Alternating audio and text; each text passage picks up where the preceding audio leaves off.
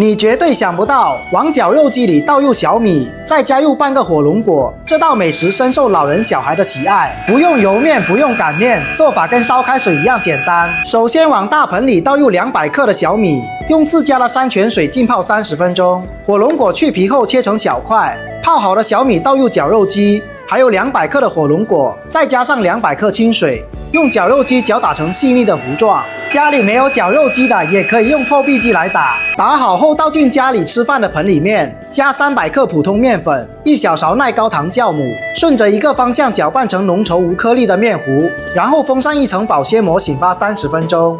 接下来准备几个刷了油的锡纸小碗，一定要用这种食品级的碗，可以蒸，可以烤，还可以重复使用。你们看，醒好的面糊全是大蜂窝孔，加点红枣碎进去点缀，用筷子边搅拌边排气，做出来口感会更细腻好吃。接着把面糊倒进小碗里，装到7分满，放入蒸锅，再次醒发10分钟。水开计算时间，大火蒸22分钟。